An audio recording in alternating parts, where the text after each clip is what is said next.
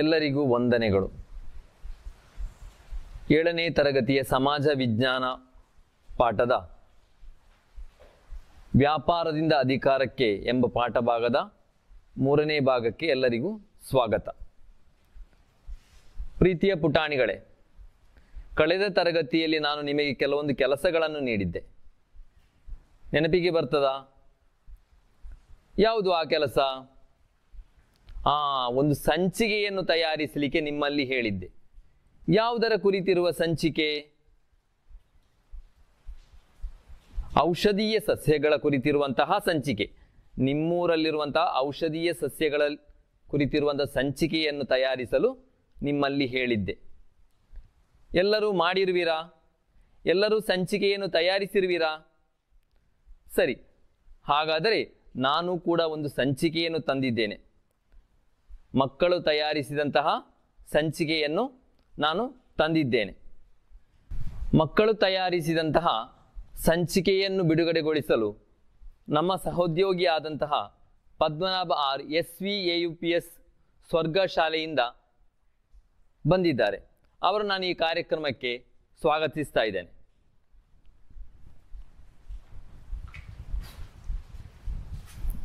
ನಮಸ್ತೆ ಮಕ್ಕಳೇ. ನಾನು ನೀವು ರಚಿಸಿದಂತಹ ಒಂದು ಸಂಚಿಕೆ ಔಷಧೀಯ ಸಸ್ಯಗಳು, ಈ ಸಂಚಿಕೆಯನ್ನು ಬಿಡುಗಡೆಗೊಳಿಸುವಂಥ ಒಂದು ಮಹತ್ ಕಾರ್ಯವನ್ನು ನನಗೆ ನನ್ನ ಸಹೋದ್ಯೋಗಿಯವರು ಒದಗಿಸಿಕೊಟ್ಟಿದ್ದಾರೆ. ಅದನ್ನು ನಿಮ್ಮೆಲ್ಲರ ಸಮ್ಮುಖದಲ್ಲಿ ಬಹಳ ಸಂತೋಷದಿಂದ ಬಿಡುಗಡೆಗೊಳಿಸ್ತಾ ಇದ್ದೇನೆ.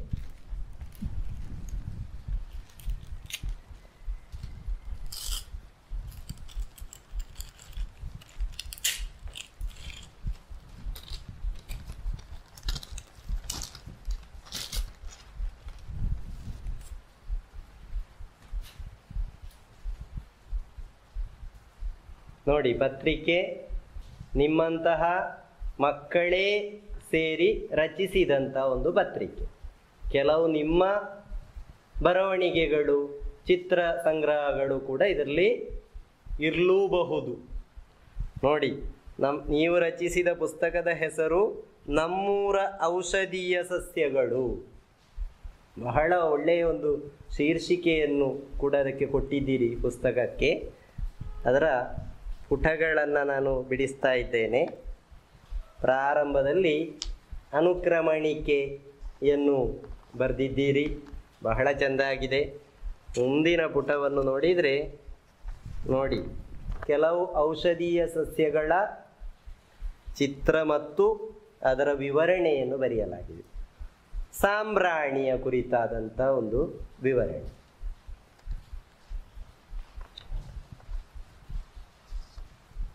ಮುಂದಿನ ಪುಟದಲ್ಲಿ ತುಳಸಿಯ ಕುರಿತಾದಂಥ ಒಂದು ವಿವರಣೆಯನ್ನು ಬರೆದಿದ್ದೀರಿ. ಹೀಗೆ ಬಹಳ ಉತ್ತಮವಾದ ಒಂದು ಪುಸ್ತಕವನ್ನು ರಚನೆ ಮಾಡಿದ್ದೀರಿ ನೀವು. ಈ ಅವಕಾಶವನ್ನು ಒದಗಿಸಿಕೊಟ್ಟ ನನ್ನ ಸಹೋದ್ಯೋಗಿಗಳಿಗೂ ನಿಮಗೆಲ್ಲರಿಗೂ ವಂದಿಸ್ತಾ ಇದ್ದೇನೆ. ಔಷಧೀಯ ಸಸ್ಯಗಳ ಪುಸ್ತಕವನ್ನು ಬಿಡುಗಡೆಗೊಳಿಸಿದಂತಹ ಪದ್ಮನಾಭ್ ಆರ್ ಇವರಿಗೆ ನಿಮ್ಮೆಲ್ಲರ ಪರವಾಗಿ ಧನ್ಯವಾದವನ್ನು ಸಮರ್ಪಿಸ್ತಾ ಇದ್ದೇನೆ. Thank you sir. ಕಳೆದ ತರಗತಿಯಲ್ಲಿ ನಾನು ನಿಮಗೆ ಇನ್ನೊಂದು ಕೆಲಸವನ್ನು ನೀಡಿದ್ದೆ. ಭಾರತದ ಭೂಪಟದಲ್ಲಿ ಪೋರ್ಚುಗೀಸರ, ಡಚ್ಚರ, ಇಂಗ್ಲಿಷರ, ಫ್ರೆಂಚರ ವ್ಯಾಪಾರ ಕೇಂದ್ರಗಳನ್ನು ಗುರುತಿಸಲು ಎಲ್ಲರೂ ಗುರುತಿಸಿರುವಿರೆಂದು ಭಾವಿಸುತ್ತೇನೆ. ಗುರುತಿಸಿದಂತಹ ಪ್ರದೇಶಗಳನ್ನು ಒಮ್ಮೆ ಸ್ಕ್ರೀನ್ನಲ್ಲಿ ನೋಡಿ. ಔಷಧೀಯ ಸಸ್ಯಗಳ ಕುರಿತು ಸಂಚಿಕೆಯನ್ನು ತಯಾರಿಸಿರುವಿರೆಂದು ಭಾವಿಸುತ್ತೇನೆ. ಅದೇ ರೀತಿಯಲ್ಲಿ ಭಾರತದ ಭೂಪಟದಲ್ಲಿ ಪೋರ್ಚುಗೀಸರ, ಡಚ್ಚರ, ಇಂಗ್ಲಿಷರ, ಫ್ರೆಂಚರ ವ್ಯಾಪಾರ ಕೇಂದ್ರಗಳನ್ನು ಗುರುತಿಸಿರುವಿರೆಂದು ಭಾವಿಸುತ್ತೇನೆ. ಕಳೆದ ತರಗತಿಯಲ್ಲಿ ನಾವು ಡಚ್ಚರ, ಇಂಗ್ಲಿಷರ, ಫ್ರೆಂಚರ ವ್ಯಾಪಾರ ಕೇಂದ್ರಗಳು ಹಾಗೂ ಅವರ ಚಟುವಟಿಕೆಗಳ ಬಗ್ಗೆ ತಿಳಿದುಕೊಂಡಿದ್ದೇವೆ. ಡಚ್ಚರ ಪ್ರಮುಖ ವ್ಯಾಪಾರ ಕೇಂದ್ರಗಳು ಯಾವುದೆಲ್ಲ? ಡಚ್ಚರ ಪ್ರಮುಖ ವ್ಯಾಪಾರ ಕೇಂದ್ರಗಳು ಕೊಚ್ಚಿ, ಕೊಲ್ಲಂ. ಅದೇ ರೀತಿಯಲ್ಲಿ ಅವರ ಪ್ರಮುಖವಾದ ಕೊಡುಗೆಯು ಔಷಧೀಯ ಸಸ್ಯಗಳ ಕುರಿತು ಇರುವಂತಹ ಒಂದು ಪುಸ್ತಕ ಹಾರ್ಟಸ್ ಮಲಬಾರಿಕಸ್. ಈ ಪುಸ್ತಕವನ್ನು ತಯಾರಿಸಲು ಸಹಾಯ ಮಾಡಿದ ಕೇರಳದ ವೈದ್ಯ ಯಾರು? ಈ ಪುಸ್ತಕವನ್ನು ತಯಾರಿಸಲು ಸಹಾಯ ಮಾಡಿದ ಕೇರಳದ ವೈದ್ಯ ಇಟ್ಟಿ ಅಚ್ಯುತ ವೈದ್ಯರ್. ಅದೇ ರೀತಿ ಇವರನ್ನು ಲಂತಾಕಾರ್ ಎಂಬುದಾಗಿ ಕರೆಯುತ್ತಾರೆ. 1741ರಲ್ಲಿ ಮಾರ್ತಾಂಡ ವರ್ಮ ಹಾಗೂ ಡಚ್ಚರ ನಡುವೆ ಕೊಳಚಲ್ ಯುದ್ಧ ನಡೆಯುತ್ತದೆ. ಈ ಯುದ್ಧದಲ್ಲಿ ಮಾರ್ತಾಂಡ ವರ್ಮನು ಡಚ್ಚರನ್ನು ಸೋಲಿಸುತ್ತಾನೆ. ಡಚ್ಚರ ನಂತರ ಭಾರತಕ್ಕೆ ಬಂದಂತಹ ವಿದೇಶಿ ರಾಷ್ಟ್ರ, ವಿದೇಶಿ ಶಕ್ತಿ ಇಂಗ್ಲಿಷರು. ಇವರ ಪ್ರಮುಖ ವ್ಯಾಪಾರ ಕೇಂದ್ರಗಳು ಯಾವುದೆಲ್ಲ? ಇಂಗ್ಲಿಷರ ಪ್ರಮುಖ ವ್ಯಾಪಾರ ಕೇಂದ್ರಗಳು ಯಾವುದೆಲ್ಲ? ಸರಿ, ಇಂಗ್ಲಿಷರ ಪ್ರಮುಖ ವ್ಯಾಪಾರ ಕೇಂದ್ರಗಳು ಸೂರತ್, ಕಲ್ಕತ್ತಾ, ಮದ್ರಾಸ್, ಬಾಂಬೆ. ಇಂಗ್ಲಿಷರ ನಂತರ ಭಾರತಕ್ಕೆ ವ್ಯಾಪಾರಕ್ಕೆ ಬಂದವರು ಫ್ರೆಂಚರು. ಇವರ ಪ್ರಮುಖ ವ್ಯಾಪಾರ ಕೇಂದ್ರಗಳು ಪಾಂಡಿಚೇರಿ, ಮಾಹೆ, ಕಾರೈಕಲ್. ಭಾರತಕ್ಕೆ ವ್ಯಾಪಾರಕ್ಕೆ ಬಂದಂತಹ ಈ ವಿದೇಶಿ ರಾಷ್ಟ್ರಗಳು ವ್ಯಾಪಾರದ ಆಧಿಪತ್ಯಕ್ಕಾಗಿ ಪರಸ್ಪರ ಸ್ಪರ್ಧಿಸಲು ಆರಂಭಿಸಿದವು. ಯಾರೆಲ್ಲ ಈ ಯುರೋಪಿಯನ್ ದೇಶಗಳು? ಭಾರತಕ್ಕೆ ಬಂದಂತಹ ಈ ವಿದೇಶಿ ರಾಷ್ಟ್ರಗಳು ವ್ಯಾಪಾರದ ಆಧಿಪತ್ಯಕ್ಕಾಗಿ ಪರಸ್ಪರ ಸ್ಪರ್ಧಿಸಲು ಆರಂಭಿಸಿದವು. ಈ ಸ್ಪರ್ಧೆಯಲ್ಲಿ ಪೋರ್ಚುಗೀಸರು ಮತ್ತು ಡಚ್ಚರು ಆರಂಭದಲ್ಲಿ ಪರಾಜಿತರಾದರು. ಯಾರೆಲ್ಲ ಪರಾಜಿತರಾದರು? ಪೋರ್ಚುಗೀಸರು ಮತ್ತು ಡಚ್ಚರು ಆರಂಭದಲ್ಲಿ ಪರಾಜಿತರಾದರು. ಅವರು ಸೋಲನ್ನು ಅನುಭವಿಸಿದರು. ಪೋರ್ಚುಗೀಸರು ಮತ್ತು ಡಚ್ಚರು ಆರಂಭದಲ್ಲಿ ಸೋಲನ್ನು ಅನುಭವಿಸಿದರು. ಮುಂದೆ ಇಂಗ್ಲಿಷರು ಹಾಗೂ ಫ್ರೆಂಚರು ವ್ಯಾಪಾರದ ಆಧಿಪತ್ಯಕ್ಕಾಗಿ ಸ್ಪರ್ಧಿಸತೊಡಗಿದರು. ಇವರ ನಡುವೆ ಹಲವಾರು ಯುದ್ಧಗಳು ನಡೆದವು. ಇಂಗ್ಲಿಷರು ಹಾಗೂ ಫ್ರೆಂಚರ ನಡುವೆ ಹಲವಾರು ಯುದ್ಧಗಳು ನಡೆದವು. ಈ ಯುದ್ಧಗಳನ್ನು ಕರ್ನಾಟಕ ಯುದ್ಧ ಎಂದು ಕರೆಯುತ್ತಾರೆ. ಈ ಯುದ್ಧವನ್ನು ಏನೆಂದು ಕರೀತಾರೆ? ಕರ್ನಾಟಕ ಯುದ್ಧವೆಂದು ಕರೆಯುತ್ತಾರೆ. ಈ ಯುದ್ಧವನ್ನು ಕರ್ನಾಟಕ ಯುದ್ಧವೆಂದು ಕರೆಯುತ್ತಾರೆ. ಫ್ರೆಂಚರು ಹಾಗೂ ಇಂಗ್ಲಿಷರ ನಡುವೆ ಮೂರು ಪ್ರಮುಖ ಯುದ್ಧಗಳು ನಡೆದವು. ಒಂದನೆಯ ಕರ್ನಾಟಕ ಯುದ್ಧ, ಎರಡನೆಯ ಕರ್ನಾಟಕ ಯುದ್ಧ, ಮೂರನೆಯ ಕರ್ನಾಟಕ ಯುದ್ಧ. ಮೂರನೆಯ ಕರ್ನಾಟಕ ಯುದ್ಧದಲ್ಲಿ ಫ್ರೆಂಚರು ಸೋಲನ್ನು ಅನುಭವಿಸಿದರು. ಇದರಿಂದಾಗಿ ಬ್ರಿಟಿಷರ ವ್ಯಾಪಾರವು ಸುಗಮವಾಯಿತು. ಬ್ರಿಟಿಷರು ವ್ಯಾಪಾರದ ಆಧಿಪತ್ಯವನ್ನು ಗಳಿಸಿದರು. ವ್ಯಾಪಾರದ ಆಧಿಪತ್ಯವನ್ನು ಗಳಿಸಿದಂತಹ ಬ್ರಿಟಿಷರ ಮುಂದಿನ ಗುರಿ ಏನಾಗಿತ್ತು? ವ್ಯಾಪಾರದ ಆಧಿಪತ್ಯವನ್ನು ಗಳಿಸಿದಂತಹ ಬ್ರಿಟಿಷರ ಮುಂದಿನ ಗುರಿ ಏನಾಗಿತ್ತು? ಯಾರಿಗಾದರೂ ಹೇಳ್ಬೋದೇ? ಸರಿ, ಹಾಗಾದರೆ ನಿಮ್ಮ ಟೆಕ್ಸ್ಟ್ ಪುಸ್ತಕವನ್ನು ತೆರೆಯಿರಿ. ಇಂಗ್ಲಿಷ್ ಈಸ್ಟ್ ಇಂಡಿಯಾ ಕಂಪನಿ ವ್ಯಾಪಾರದಿಂದ ಅಧಿಕಾರಕ್ಕೆ ಎಂಬ ಭಾಗವನ್ನು ಓದಿರಿ.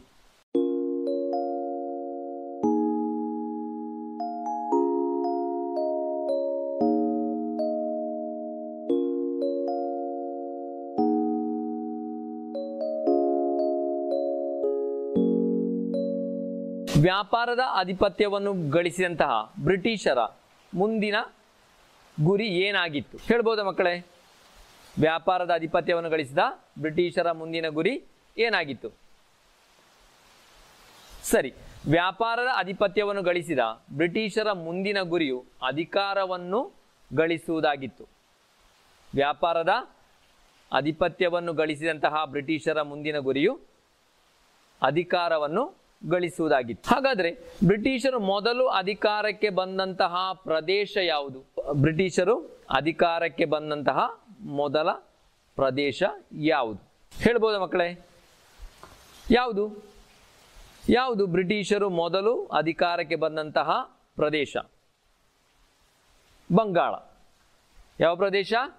ಬಂಗಾಳ. ಈ ಬಂಗಾಳವನ್ನು ವಶಪಡಿಸಲು ಬ್ರಿಟಿಷರು ಪ್ರೇರೇಪಿಸಿದ ಘಟಕಗಳು ಯಾವುದು? ಬಂಗಾಳವನ್ನು ವಶಪಡಿಸಲು ಬ್ರಿಟಿಷರನ್ನು ಪ್ರೇರೇಪಿಸಿದ ಘಟಕಗಳು ಯಾವುವು? ಯಾಕಾಗಿ ಅವರು ಬಂಗಾಳವನ್ನು ವಶಪಡಿಸಿಕೊಂಡ್ರು? ನಿಮ್ಮ ಪಾಠ ಪುಸ್ತಕವನ್ನು ನೋಡಿ ನೋಟು ಪುಸ್ತಕದಲ್ಲಿ ಬರೆಯಿರಿ. ಬಂಗಾಳದಲ್ಲಿ ಅಧಿಕಾರವನ್ನು ಗಳಿಸಲು ಬ್ರಿಟಿಷರನ್ನು ಪ್ರೇರೇಪಿಸಿದ ಘಟಕಗಳು ಯಾವುವು? ನಿಮ್ಮ ಪಾಠ ಪುಸ್ತಕವನ್ನು ನೋಡಿ ನೋಟು ಪುಸ್ತಕದಲ್ಲಿ ಬರೆಯಿರಿ. ಎಲ್ಲರೂ ಬರೆದಿರೆಂದು ಭಾವಿಸುತ್ತೇನೆ. ಯಾರು ಹೇಳ್ತೀರಾ? ಸರಿ. ಸಮೃದ್ಧವಾದ ಕೃಷಿ ಹಾಗೂ ವ್ಯಾಪಾರ ಸೌಕರ್ಯ ಬಂಗಾಳವನ್ನು ವಶಪಡಿಸಲು ಬ್ರಿಟಿಷರನ್ನು ಪ್ರೇರೇಪಿಸಿತು. ಯಾವುದು ಹೇಳಿ ನೋಡುವ? ಸಮೃದ್ಧವಾದ ಕೃಷಿ ಹಾಗೂ ವ್ಯಾಪಾರ ಸೌಕರ್ಯ. ಸಮೃದ್ಧವಾದ ಕೃಷಿ ಹಾಗೂ ವ್ಯಾಪಾರ ಸೌಕರ್ಯ ಬ್ರಿಟಿಷರಿಗೆ ಬಂಗಾಳವನ್ನು ವಶಪಡಿಸಲು ಪ್ರೇರೇಪಿಸಿತು. ಹಾಗಾದರೆ ಅವರು ಬಂಗಾಳವನ್ನು ವಶಪಡಿಸಿದ್ದು ಹೇಗೆ? ಅವರು ಬಂಗಾಳವನ್ನು ಯಾವ ಯುದ್ಧದ ಮೂಲಕ ವಶಪಡಿಸಿಕೊಂಡರು? ನಿಮ್ಮ ನೋಟು ಪುಸ್ತಕದಲ್ಲಿ ಬರೆಯಿರಿ. ಹೇಳಿ ನೋಡುವ. ಯಾವ ಯುದ್ಧದ ಮೂಲಕ ಬ್ರಿಟಿಷರು ಬಂಗಾಳವನ್ನು ವಶಪಡಿಸಿಕೊಂಡರು?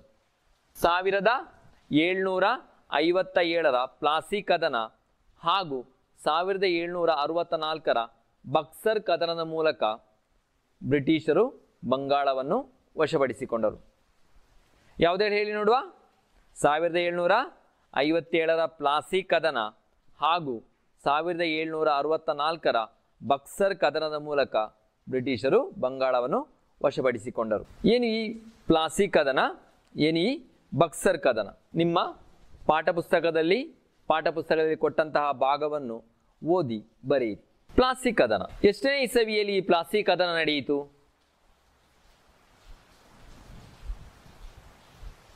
1757. ಪ್ಲಾಸಿ ಕದನದ ಬಗ್ಗೆ ಹೇಳ್ಬೋದಾ? ಸರಿ. 1757ರಲ್ಲಿ ಬಂಗಾಳದ ನವಾಬನಾದ ಸಿರಾಜ್ ಉದ್ ದೌಲಾ ಹಾಗೂ ಬ್ರಿಟಿಷ್ ಈಸ್ಟ್ ಇಂಡಿಯಾ ಕಂಪನಿಯ ನಡುವೆ ಪ್ಲಾಸಿ ಕದನವು ನಡೆಯಿತು. ಯುದ್ಧದಲ್ಲಿ ಬ್ರಿಟಿಷರು ಬಂಗಾಳದ ನವಾಬನಾದ ಸಿರಾಜುದ್ ದೌಲನನ್ನು ಸೋಲಿಸಿದರು. ಈ ಸೋಲಿಗೆ ಕಾರಣ ಏನು ಗೊತ್ತಾ? ಸಿರಾಜುದ್ ದೌಲನ ಸೇನಾಧಿಪತಿಯಾಗಿದ್ದ ಮಿರ್ ಜಾಫರ್ ಈಸ್ಟ್ ಇಂಡಿಯಾ ಕಂಪನಿಯ ಸೇನಾಧಿಪತಿಯಾಗಿದ್ದ ರಾಬರ್ಟ್ ಕ್ಲೈವ್ ಜೊತೆ ರಹಸ್ಯ ಒಪ್ಪಂದವನ್ನು ಮಾಡಿದ ಕಾರಣ ಪ್ಲಾಸಿ ಕದನದಲ್ಲಿ ಬಂಗಾಳದ ನವಾಬನು ಸೋಲನ್ನು ಅನುಭವಿಸಿದನು. ಏನು ಈ ಬಕ್ಸರ್ ಕದನ ಎಷ್ಟನೇ ಇಸವಿಯಲ್ಲಿ ನಡೆಯಿತು? ಬಕ್ಸರ್ ಕದನವು 1764ರಲ್ಲಿ ನಡೆಯಿತು. ಬಕ್ಸರ್ ಕದನ ಯಾರೊಂದಿಗೆ ನಡೆಯಿತು ಹೇಳ್ಬಹುದೇ ಮಕ್ಕಳೇ? ಸರಿ. 1764ರಲ್ಲಿ ಎರಡನೆಯ ಶಾ ಆಲಂ ಮೊಘಲ್ ಚಕ್ರವರ್ತಿ ಶುಜಾವುದ್ ದೌಲಾ ಔದ್ನ ನವಾಬ ಮಿರ್ ಕಾಸಿಂ ಬಂಗಾಳದ ಮಾಜಿ ನವಾಬ ಇವರ ಈ ಸಂಯುಕ್ತ ಸೈನ್ಯ ಹಾಗೂ ಬ್ರಿಟಿಷರ ನಡುವೆ ಬಕ್ಸರ್ ಎಂಬಲ್ಲಿ ಈ ಕದನವು ನಡೆಯಿತು. ಈ ಕದನದಲ್ಲಿ ಬ್ರಿಟಿಷರು ಸಂಯುಕ್ತ ಸೈನ್ಯವನ್ನು ಸೋಲಿಸಿದರು. ಈ ಎರಡು ಯುದ್ಧಗಳ ಮೂಲಕ ಬಂಗಾಳವು ಬ್ರಿಟಿಷರ ವಶವಾಯಿತು. ಯಾವ ಯುದ್ಧದ ಮೂಲಕ ಬ್ರಿಟಿಷರು ಬಂಗಾಳವನ್ನು ವಶಪಡಿಸಿಕೊಂಡರು? 1757ರ ಪ್ಲಾಸಿ ಕದನ, 1764ರ ಬಕ್ಸರ್ ಕದನ. ಪ್ಲಾಸಿ ಹಾಗೂ ಬಕ್ಸರ್ ಕದನದ ನಂತರ ಬ್ರಿಟಿಷರು ವಶಪಡಿಸಿದಂತಹ ಪ್ರದೇಶಗಳ ಭೂಪಟವನ್ನು ನಿಮ್ಮ ಪಾಠಪುಸ್ತಕದ 21ನೇ ಪುಟದಲ್ಲಿ ನೀಡಿದ್ದಾರೆ. ಒಮ್ಮೆ ನಿಮ್ಮ ಗಮನ ಆ ಭೂಪಟದ ಕಡೆ. ಪ್ಲಾಸಿ ಹಾಗೂ ಬಕ್ಸರ್ ಎರಡು ಪ್ರದೇಶವನ್ನು ಭೂಪಟದಲ್ಲಿ ಗುರುತಿಸಿರಿ. ಈ ಬಂಗಾಳವನ್ನು ವಶಪಡಿಸಿದ ನಂತರ ಬ್ರಿಟಿಷರ ಅಧಿಕಾರ ವ್ಯಾಮೋಹ ನಿಲ್ಲಲಿಲ್ಲ. ಬಂಗಾಳವನ್ನು ವಶಪಡಿಸಿದ ನಂತರ ಬ್ರಿಟಿಷರ ಗುರಿಯು ದಕ್ಷಿಣ ಭಾರತವನ್ನು ವಶಪಡಿಸುವುದಾಗಿತ್ತು. ಆ ಕಾಲದಲ್ಲಿ ದಕ್ಷಿಣ ಭಾರತವನ್ನು ಯಾರು ಆಳುತ್ತಿದ್ದರು? ಆ ಕಾಲದಲ್ಲಿ ದಕ್ಷಿಣ ಭಾರತವನ್ನು ಯಾರು ಆಳುತ್ತಿದ್ದರು? ಪಾಠಪುಸ್ತಕದ 22ನೇ ಪುಟವನ್ನು ತೆರೆಯಿರಿ. ವ್ಯಾಪಿಸಿದ ಆಧಿಪತ್ಯ ಎಂಬ ಭಾಗವನ್ನು ಓದಿರಿ.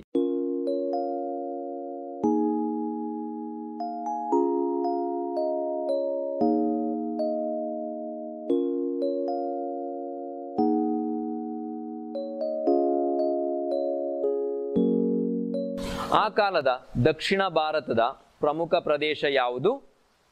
ಈ ಪ್ರದೇಶವನ್ನು ಯಾರು ಆಳುತ್ತಿದ್ದರು? ನಿಮ್ಮ ನೋಟು ಪುಸ್ತಕದಲ್ಲಿ ಬರೆಯಿರಿ. ಆ ಕಾಲದ ದಕ್ಷಿಣ ಭಾರತದ ಪ್ರಮುಖ ಪ್ರದೇಶ ಮೈಸೂರು. ಮೈಸೂರನ್ನು ಯಾರು ಆಳುತ್ತಿದ್ದರು? ಮೈಸೂರನ್ನು ಹೈದರಾಲಿ ಹಾಗೂ ಆತನ ಮಗನಾದ ಟಿಪ್ಪು ಸುಲ್ತಾನನು ಆಳುತ್ತಿದ್ದನು. ಮೈಸೂರನ್ನು ವಶಪಡಿಸಲು ಬ್ರಿಟಿಷರನ್ನು ಪ್ರೇರೇಪಿಸಿದ ಘಟಕಗಳು ಯಾವುವು? ಮೈಸೂರನ್ನು ವಶಪಡಿಸಲು ಬ್ರಿಟಿಷರನ್ನು ಪ್ರೇರೇಪಿಸಿದ ಘಟಕಗಳು ಯಾವುವು? ನಿಮ್ಮ ನೋಟು ಪುಸ್ತಕದಲ್ಲಿ ಬರೆಯಿರಿ. ಹೇಳಿ ನೋಡುವ. ಫ್ರೆಂಚರೊಂದಿಗೆ ಟಿಪ್ಪು ಸುಲ್ತಾನನಿಗಿದ್ದ ಸ್ನೇಹವು ಮೈಸೂರನ್ನು ವಶಪಡಿಸಲು ಬ್ರಿಟಿಷರನ್ನು ಪ್ರೇರೇಪಿಸಿತು. ಮೈಸೂರನ್ನು ವಶಪಡಿಸಲು ಬ್ರಿಟಿಷರು 4 ಯುದ್ಧಗಳನ್ನು ಮಾಡಬೇಕಾಯಿತು. ಮೈಸೂರನ್ನು ವಶಪಡಿಸಲು ಬ್ರಿಟಿಷರು ಎಷ್ಟು ಯುದ್ಧಗಳನ್ನು ಮಾಡಬೇಕಾಯಿತು? 4 ಯುದ್ಧಗಳನ್ನು ಮಾಡಬೇಕಾಯಿತು. ಆ ಯುದ್ಧಗಳು 1ನೆಯ ಮೈಸೂರು ಯುದ್ಧ, 2ನೆಯ ಮೈಸೂರು ಯುದ್ಧ, 3ನೆಯ ಮೈಸೂರು ಯುದ್ಧ ಹಾಗೂ 4ನೆಯ ಮೈಸೂರು ಯುದ್ಧ. 1ನೇ ಮೈಸೂರು ಯುದ್ಧವು ಮದ್ರಾಸ್ ಒಪ್ಪಂದದೊಂದಿಗೆ ಕೊನೆಗೊಂಡಿತು. 2ನೇ ಮೈಸೂರು ಯುದ್ಧವು ಬ್ರಿಟಿಷರೊಂದಿಗೆ ಹಾಗೂ ಮೈಸೂರಿನ ರಾಜ ಹೈದರಾಲಿ ಹಾಗೂ ಟಿಪ್ಪು ಸುಲ್ತಾನರ ನಡುವೆ ನಡೆಯಿತು. ಈ ಯುದ್ಧವು ಮಂಗಳೂರು ಒಪ್ಪಂದದೊಂದಿಗೆ ಕೊನೆಗೊಂಡಿತು. ಆದರೆ 3ನೇ ಮೈಸೂರು ಯುದ್ಧದಲ್ಲಿ ಟಿಪ್ಪು ಸುಲ್ತಾನ್ ಸೋಲನ್ನು ಅನುಭವಿಸುತ್ತಾನೆ. 3ನೇ ಮೈಸೂರು ಯುದ್ಧದ ಕೆಲವೊಂದು ವಿಚಾರಗಳನ್ನು ನಿಮ್ಮ ಪಾಠ ಪುಸ್ತಕದಲ್ಲಿ ನೀಡಿದ್ದಾರೆ. ಅದನ್ನು ಓದಿ ನಿಮ್ಮ ನೋಟು ಪುಸ್ತಕದಲ್ಲಿ ಬರೆಯಿರಿ.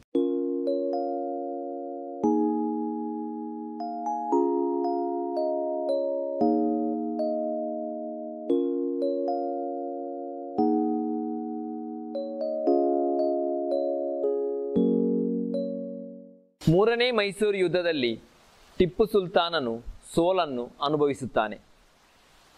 ಈ ಸೋಲಿನಿಂದಾಗಿ ಆತನು ತನ್ನ ಪ್ರದೇಶವಾದ ಮಲಬಾರನ್ನು ಬ್ರಿಟಿಷರಿಗೆ ನೀಡಬೇಕಾಯಿತು.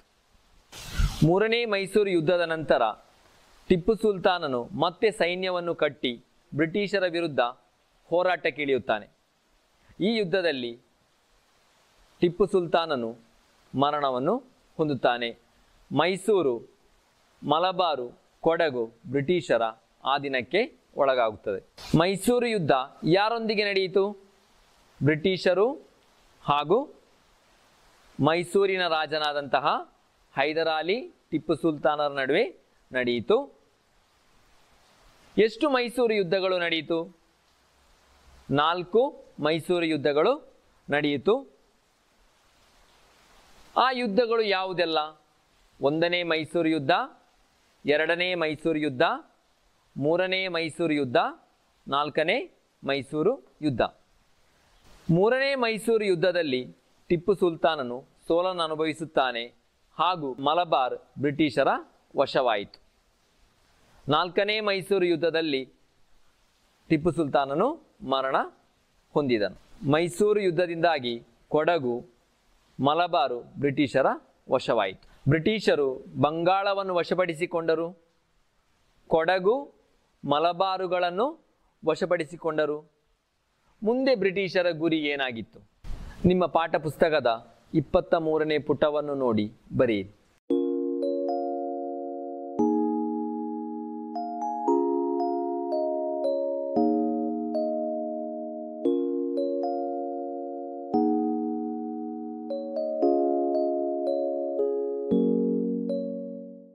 ಬ್ರಿಟಿಷರ ಮುಂದಿನ ಗುರಿಯು ಮರಾಠ ಪ್ರದೇಶವನ್ನು ವಶಪಡಿಸುವುದಾಗಿತ್ತು. ಮರಾಠ ಪ್ರದೇಶವನ್ನು ವಶಪಡಿಸಲು ಬ್ರಿಟಿಷರನ್ನು ಪ್ರೇರೇಪಿಸಿದ ಘಟಕಗಳು ಯಾವುವು? ಮರಾಠ ಪ್ರದೇಶವನ್ನು ವಶಪಡಿಸಲು ಬ್ರಿಟಿಷರನ್ನು ಪ್ರೇರೇಪಿಸಿದ ಘಟಕಗಳು ಯಾವುವು? ನಿಮ್ಮ ನೋಟು ಪುಸ್ತಕದಲ್ಲಿ ಬರೆಯಿರಿ. ಯಾಕಾಗಿ ಮರಾಠ ಪ್ರದೇಶವನ್ನು ವಶಪಡಿಸಿದ್ದು? ಬ್ರಿಟಿಷರು ಯಾವ ಕಾರಣಕ್ಕಾಗಿ ಮರಾಠ ಪ್ರದೇಶವನ್ನು ವಶಪಡಿಸಿದರು? ಮರಾಠರು ಬ್ರಿಟಿಷರ ಹತ್ತಿ ವ್ಯಾಪಾರಕ್ಕೆ ಅಡ್ಡಿಯುಂಟು ಮಾಡಿದ ಕಾರಣ ಅವರು ಮರಾಠ ಪ್ರದೇಶವನ್ನು ವಶಪಡಿಸಿಕೊಂಡರು. ಮರಾಠರು ಬ್ರಿಟಿಷರ ಹತ್ತಿ ವ್ಯಾಪಾರಕ್ಕೆ ಅಡ್ಡಿ ಉಂಟು ಮಾಡಿದ ಕಾರಣ ಅವರು ಮರಾಠ ಪ್ರದೇಶವನ್ನು ವಶಪಡಿಸಿಕೊಂಡರು. ಮರಾಠ ಪ್ರದೇಶವನ್ನು ವಶಪಡಿಸಿದ ನಂತರ ಅವರು ವಶಪಡಿಸಿಕೊಂಡ ಪ್ರದೇಶಗಳು ಯಾವುವು? ಪಂಜಾಬ್, ಸಿಂಧ್, ಔಧ್. ಪ್ಲಾಸಿ ಕದನ, ಬಕ್ಸರ್ ಕದನ, ಅದೇ ರೀತಿಯಲ್ಲಿ ಮೈಸೂರು ಯುದ್ಧ, ಮರಾಠ ಯುದ್ಧಗಳ ಮೂಲಕ ಬ್ರಿಟಿಷರು ವಶಪಡಿಸಿಕೊಂಡಂತಹ ಪ್ರದೇಶಗಳನ್ನು ಭೂಪಟದಲ್ಲಿ ತೋರಿಸಲಾಗಿದೆ.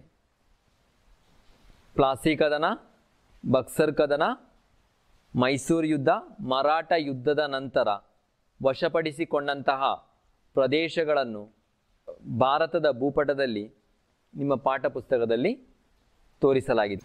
ಎಲ್ಲರೂ ಭಾರತ ಭೂಪಟವನ್ನು ಗಮನಿಸಿ.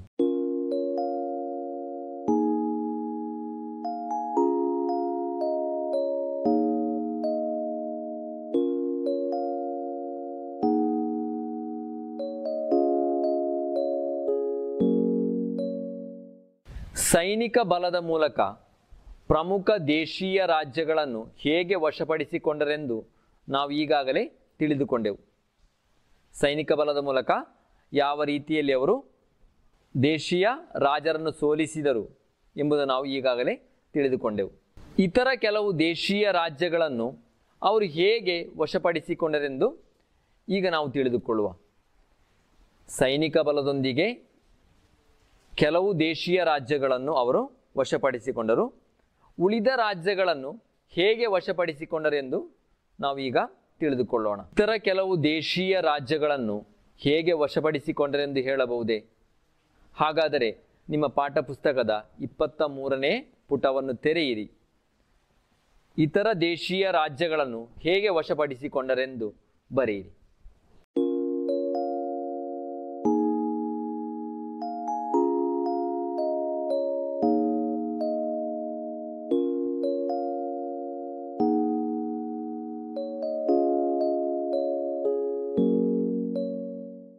ಇತರ ದೇಶೀಯ ರಾಜ್ಯಗಳನ್ನು ಹೇಗೆ ವಶಪಡಿಸಿಕೊಂಡರು? ಸರಿ, ಇತರ ದೇಶೀಯ ರಾಜ್ಯಗಳನ್ನು ಒಪ್ಪಂದಗಳ ಮೂಲಕ ಹಾಗೂ ಕಾನೂನಿನ ಮೂಲಕ ವಶಪಡಿಸಿಕೊಂಡರು. ಇತರ ದೇಶೀಯ ರಾಜ್ಯಗಳನ್ನು ಒಪ್ಪಂದಗಳ ಮೂಲಕ ಹಾಗೂ ಕಾನೂನಿನ ಮೂಲಕ ಬ್ರಿಟಿಷರು ವಶಪಡಿಸಿಕೊಂಡರು. ಹಾಗಾದರೆ ಈ ಒಪ್ಪಂದ ಹಾಗೂ ಕಾನೂನುಗಳು ಯಾವುವು? ಬ್ರಿಟಿಷರು ತಂದಂತಹ ಒಪ್ಪಂದಗಳು ಹಾಗೂ ಕಾನೂನುಗಳು ಯಾವುವು? ನಿಮ್ಮ ನೋಟು ಪುಸ್ತಕದಲ್ಲಿ ಬರೆಯಿರಿ.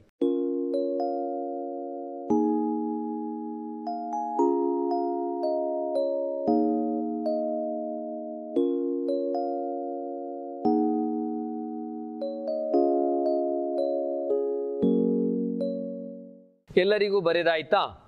ಯಾವುದು ಈ ಒಪ್ಪಂದಗಳು ಮತ್ತು ಕಾನೂನುಗಳು? ವೆಲ್ಲೆಸ್ಲಿ ಪ್ರಭು ತಂದ ಸೈನ್ಯ ಸಹಾಯ ಪದ್ಧತಿ, ಡಾಲೌಸಿ ಪ್ರಭು ತಂದ ದತ್ತು ಮಕ್ಕಳಿಗೆ ಹಕ್ಕಿಲ್ಲ ಎಂಬ ಕಾನೂನು. ಏನಿದು ಈ ಸೈನ್ಯ ಸಹಾಯ ವ್ಯವಸ್ಥೆ? ಯಾರಿಗಾದ್ರೂ ಹೇಳ್ಬೋದಾ? ವೆಲ್ಲೆಸ್ಲಿ ಪ್ರಭು ಸೈನ್ಯ ಸಹಾಯ ಪದ್ಧತಿಯನ್ನು ಜಾರಿಗೆ ತಂದನು. ಈ ವ್ಯವಸ್ಥೆಗೆ ಸದಸ್ಯರಾದ ರಾಜ್ಯಗಳು ಬ್ರಿಟಿಷ್ ಪ್ರತಿನಿಧಿಯನ್ನು ತಮ್ಮ ರಾಜ್ಯದಲ್ಲಿ ಆಡಳಿತದಲ್ಲಿ ಪಾಲ್ಗೊಳ್ಳುವ ಅವಕಾಶವನ್ನು ನೀಡಬೇಕಾಯಿತು. ಸಂಕ್ಷಿಪ್ತವಾಗಿ ಹೇಳುವುದಾದರೆ ರಾಜ್ಯಗಳು ತಮ್ಮ ಅಧಿಕಾರವನ್ನು ಕಳೆದುಕೊಂಡವು. ಈ ಸೈನ್ಯ ಸಹಾಯ ವ್ಯವಸ್ಥೆಗೆ ಹಲವಾರು ರಾಜ್ಯಗಳು ಸಹಿ ಹಾಕಿದವು. ವೆಲ್ಲೆಸ್ಲಿ ಪ್ರಭು ಜಾರಿಗೆ ತಂದ ಸೈನ್ಯ ಸಹಾಯ ವ್ಯವಸ್ಥೆಗೆ ಸಹಿ ಹಾಕಿದಂತಹ ರಾಜ್ಯಗಳು ಯಾವುದೆಲ್ಲ? ಸರಿ, ಸೈನ್ಯ ಸಹಾಯ ವ್ಯವಸ್ಥೆಗೆ ಸಹಿ ಹಾಕಿದಂಥ ರಾಜ್ಯಗಳು ಹೈದರಾಬಾದ್, ತಂಜಾವೂರು, ಇಂದೋರ್. ಯಾವುದೆಲ್ಲ? ಹೈದರಾಬಾದ್, ತಂಜಾವೂರ್, ಇಂದೋರ್. ಅದೇ ರೀತಿಯಲ್ಲಿ ದತ್ತು ಮಕ್ಕಳಿಗೆ ಹಕ್ಕಿಲ್ಲ ಎಂಬ ಕಾನೂನು. ಏನಿದು ಈ ದತ್ತು ಮಕ್ಕಳಿಗೆ ಹಕ್ಕಿಲ್ಲ ಎಂಬ ಕಾನೂನು? ಹೇಳಿ ನೋಡುವ. ಏನಿದು ದತ್ತು ಮಕ್ಕಳಿಗೆ ಹಕ್ಕಿಲ್ಲ ಎನ್ನುವ ಕಾನೂನು? ಉತ್ತರಾಧಿಕಾರಿಗಳಿಲ್ಲದ ರಾಜರು ಹಿಂದಿನ ಕಾಲದಲ್ಲಿ ದತ್ತು ತೆಗೆದುಕೊಳ್ಳುವಂಥ ಒಂದು ಸಂಪ್ರದಾಯವಿತ್ತು. ಯಾರು ಗೊತ್ತಾಯ್ತಾ? ಉತ್ತರಾಧಿಕಾರಿಗಳಿಲ್ಲದ ರಾಜರು ದತ್ತು ಮಕ್ಕಳನ್ನು ಪಡೆಯುವಂಥ ಒಂದು ಸಂಪ್ರದಾಯ ಹಿಂದಿನ ಕಾಲದಲ್ಲಿತ್ತು. ಇದನ್ನು ಕಂಡಂತಹ ಬ್ರಿಟಿಷರು ದತ್ತು ಮಕ್ಕಳಿಗೆ ಹಕ್ಕಿಲ್ಲ ಎಂಬ ಕಾನೂನನ್ನು ಜಾರಿಗೆ ತಂದರು. ಈ ಕಾನೂನಿನ ಪ್ರಕಾರ ಉತ್ತರಾಧಿಕಾರಿಗಳಿಲ್ಲದ ರಾಜ್ಯಗಳು ಬ್ರಿಟಿಷರ ಆಧೀನಕ್ಕೆ ಒಳಪಟ್ಟಿತು. ದತ್ತು ಮಕ್ಕಳಿಗೆ ಹಕ್ಕಿಲ್ಲ ಎಂಬ ಕಾನೂನು ಜಾರಿಗೆ ತಂದವ ಯಾರು? ದತ್ತು ಮಕ್ಕಳಿಗೆ ಹಕ್ಕಿಲ್ಲ ಎಂಬ ಕಾನೂನು ಜಾರಿಗೆ ತಂದವ ಡಾಲೌಸಿ ಪ್ರಭು. ಈ ಕಾನೂನಿನ ಮೂಲಕ ಯಾವೆಲ್ಲ ಪ್ರದೇಶಗಳು ಬ್ರಿಟಿಷರ ವಶವಾಯಿತು? ದತ್ತು ಮಕ್ಕಳಿಗೆ ಹಕ್ಕಿಲ್ಲ ಎಂಬ ಕಾನೂನಿನ ಪ್ರಕಾರ ಉದಯ್ಪುರ, ಝಾನ್ಸಿ, ಸತಾರ ಮುಂತಾದ ಪ್ರದೇಶಗಳು ಬ್ರಿಟಿಷರ ಆಧೀನಕ್ಕೆ ಒಳಪಟ್ಟು ಬ್ರಿಟಿಷರು ಸೈನಿಕ ಬಲ ಹಾಗೂ ಒಪ್ಪಂದಗಳು ಹಾಗೂ ಕಾನೂನುಗಳ ಮೂಲಕ ಹಲವಾರು ಪ್ರದೇಶಗಳನ್ನು ವಶಪಡಿಸಿಕೊಂಡರು. 1857ರ ಸುಮಾರಿಗೆ ಭಾರತದ ಹೆಚ್ಚಿನ ಪ್ರದೇಶಗಳು ಕೂಡ ಬ್ರಿಟಿಷರ ಆಧೀನಕ್ಕೆ ಒಳಪಟ್ಟಿತು. ನಿಮ್ಮ ಪಾಠಪುಸ್ತಕದ 23ನೇ ಪುಟವನ್ನು ತೆರೆಯಿರಿ. ಪಾಠಪುಸ್ತಕದ 23ನೇ ಪುಟದಲ್ಲಿ ನೀಡಿರುವಂತಹ ಭೂಪಟವನ್ನು ಗಮನಿಸಿದಾಗ 1857ರ ಸುಮಾರಿಗೆ ಯಾವೆಲ್ಲ ಪ್ರದೇಶಗಳು ಬ್ರಿಟಿಷರ ಆಧೀನಕ್ಕೆ ಒಳಪಟ್ಟಿತು ಎಂಬುದನ್ನು ತಿಳಿದುಕೊಳ್ಳಬಹುದು. ಕೊಟ್ಟಂತಹ ಭೂಪಟವನ್ನು ನಿಮ್ಮ ನೋಟು ಪುಸ್ತಕದಲ್ಲಿ ರಚಿಸಿರಿ. ವ್ಯಾಪಾರಕ್ಕಾಗಿ ಬಂದಂತಹ ಬ್ರಿಟಿಷರು ಸೈನಿಕ ಬಲ, ಒಪ್ಪಂದಗಳು ಹಾಗೂ ಕಾನೂನಿನ ಮೂಲಕ ದೇಶದ ಹೆಚ್ಚಿನ ಭಾಗಗಳನ್ನು ವಶಪಡಿಸಿಕೊಂಡರು. ಈಸ್ಟ್ ಇಂಡಿಯಾ ಕಂಪನಿಯ ಅಧಿಕಾರಕ್ಕೆ ಸಂಬಂಧಪಟ್ಟಂತಹ ಒಂದು ಆಶಯ ಭೂಪಟವನ್ನು ರಚಿಸಬಹುದೇ? ಈ ಆಶಯ ಭೂಪಟವನ್ನು ಗಮನಿಸಿ.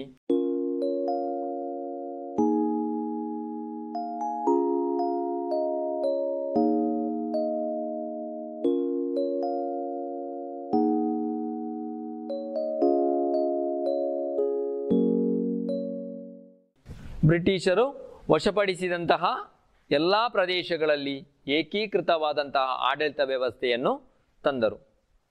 ಬ್ರಿಟಿಷರು ವಶಪಡಿಸಿದಂತಹ ಎಲ್ಲ ಪ್ರದೇಶಗಳಲ್ಲಿಯೂ ಕೂಡ ಏಕೀಕೃತ ಆಡಳಿತ ವ್ಯವಸ್ಥೆಯನ್ನು ತಂದರು. ಪ್ರೀತಿಯ ಪುಟಾಣಿಗಳೇ, ಇಂದಿನ ತರಗತಿಯಲ್ಲಿ ನಾವು ಪ್ಲಾಸಿ ಕದನ, ಬಕ್ಸರ್ ಕದನ, ಅದೇ ರೀತಿಯಲ್ಲಿ ಮೈಸೂರು ಯುದ್ಧ, ಮರಾಠ ಯುದ್ಧ,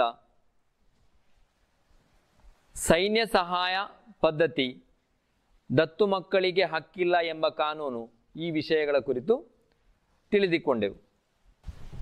ನೀವು ಬರೆದಿರುವಂತಹ ಎಲ್ಲ ವಿಚಾರಗಳನ್ನು ನಿಮ್ಮ ಅಧ್ಯಾಪಕರಿಗೆ ಕಳುಹಿಸಿಕೊಡಿ.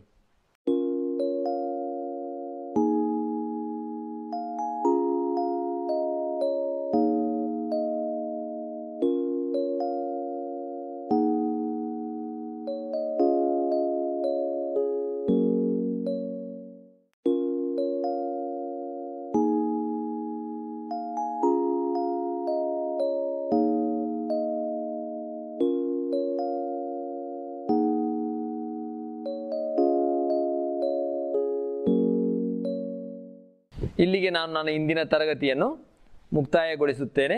ಎಲ್ಲರಿಗೂ ವಂದನೆಗಳು.